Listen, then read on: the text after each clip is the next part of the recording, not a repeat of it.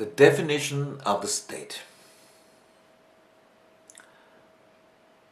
Let us begin with a quotation.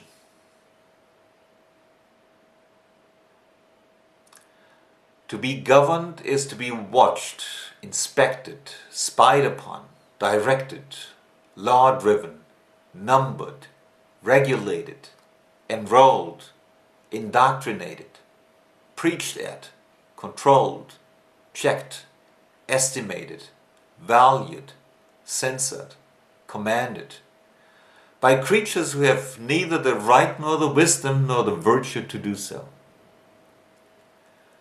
To be governed is to be at every operation, at every transaction noted, registered, counted, taxed, stamped, measured, numbered, assessed, licensed, authorized, admonished, prevented, forbidden, reformed, corrected, punished.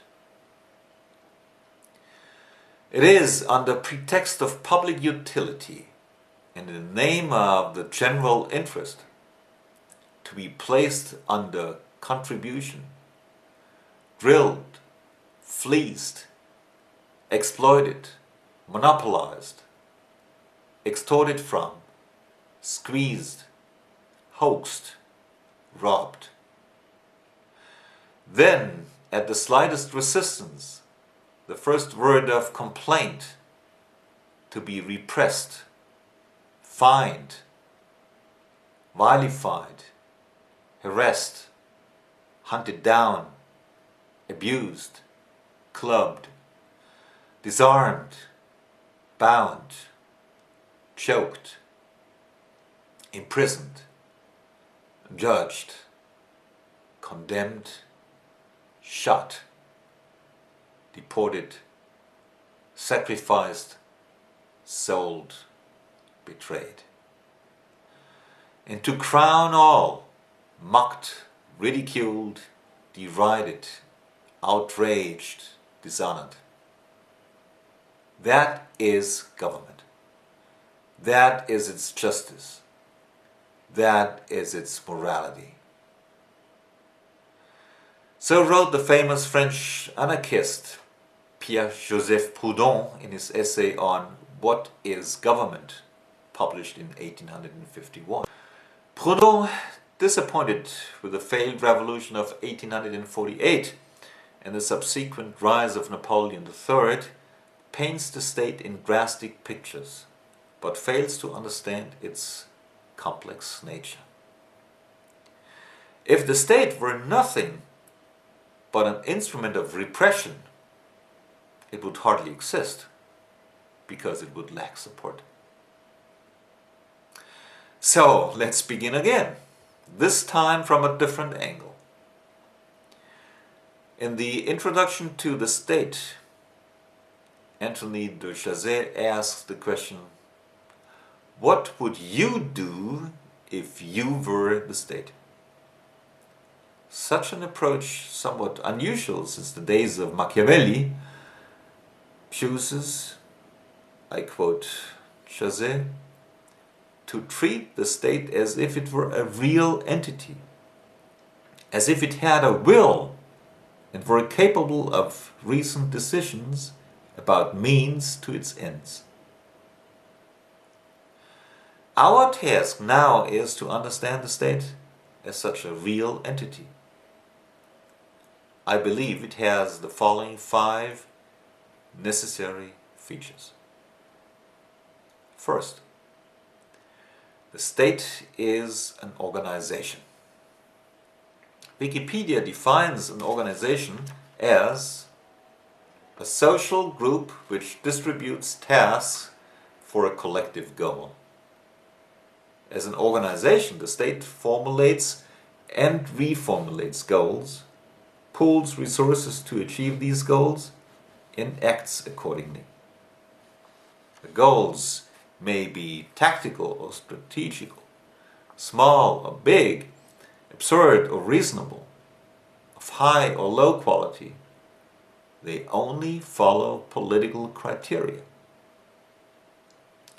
A bridge in the middle of nowhere is economically a waste of scarce resources. Politically, it may be a great success. A war is a human disaster, but politically, it may rally a centrifugal collective behind a leader and thus be a success. Originally surprisingly small and monofunctional, this organization has seized one new function after another, and after World War I, grown exponentially. The state is a large organization operating from a territory. Its members act in their own interest, and their acts make an impact on non-members, who are neither customers nor clients, inside and outside its territory.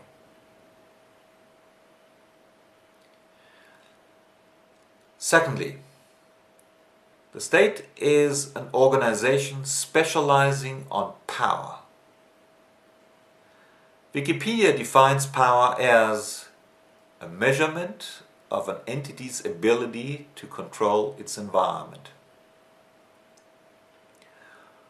Although, as an organization, the state wants to segregate itself from other states, and it wants to grow, or at least not die, it is not an organization like any other. Its sole business is power, the production and consumption of power. While other organizations produce goods or services, the state aims solely at the production and consumption of power. Whatever augments its power is welcome.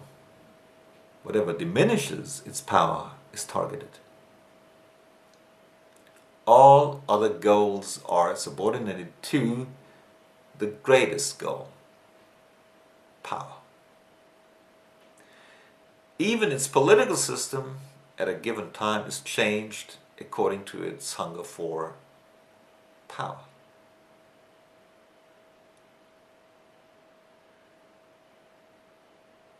Third, the state is an organization specializing on power and aiming at monopoly. Monopoly of power means exclusive control. Not all states are equally successful in concentrating power in the hands of the political elite. Democratically legitimized systems are more successful than non-democratic systems in this respect, simply because they do not depend on external factors for legitimization. Non-democratic systems are compelled to make reference to external factors, divine or natural order, and must, as a consequence, live with non-political organizations representing such an order. That makes the state a competitor over power rather than a monopolist. Fourth, the state is an organization specializing on power, aiming at monopoly, and linked to utopia. An organization specializing on the exclusive production and consumption of power without utopia would be taken for what it is: an agency of coercion and brute force. It would lack legitimacy, which is acceptance, among both the ruling caste and the ruled. A ruling caste would engage in endless power struggles, and the ruled would eye their usurpers with suspicion and boycott them whenever they can. Hence its constant need to find legitimacy, hence the need for a symbolism to give it superiority. The degree of legitimization can be small, like in modern mass democracies where probably less than 1/10 of the entire organization is actually legitimized by regionalized voting. It can, however, not drop to zero. Utopia gives elevation and sanctity, distance and distinction, immortality and divinity. Utopia overcomes and removes doubts, reinforces the self-propagated image of the state, questions alternatives. Had the state no need for utopia, it would be able to exist without symbols. Such an entity, however, has never been observed in history. Fifth, the state is a learning organization specializing on power, aiming at monopoly and linked to utopia. We should not forget that the state is also a learning organization. It responds to external stimuli. Learning, of course, can be positive and negative feedback, acceptance and rejection. Learning we usually associate with amelioration, but this would be misleading. Learning can lead to both rationalization and complexification. In the first case, what results is a streamlined, predictable, more efficient organization. In the second case, we get ossification, agony, or even self-destruction. The more democratic a system, the more it necessarily needs to respond to external impulses. That is why democratic systems sooner or later create stimuli themselves, because that makes it easier for them to respond in an appropriate and timely manner, which is in a manner that benefits the state. Now we have a complete definition of the state. The state is a learning organization specializing on power, aiming at monopoly, and linked to utopia. In this lecture, I more or less exclusively focused on the nature of the state. Because without a proper understanding of what the state is, we cannot proceed. Topics like the production and consumption of power, legitimization and delegitimization, symbolism, images, political systems, among others, will be addressed in future lectures.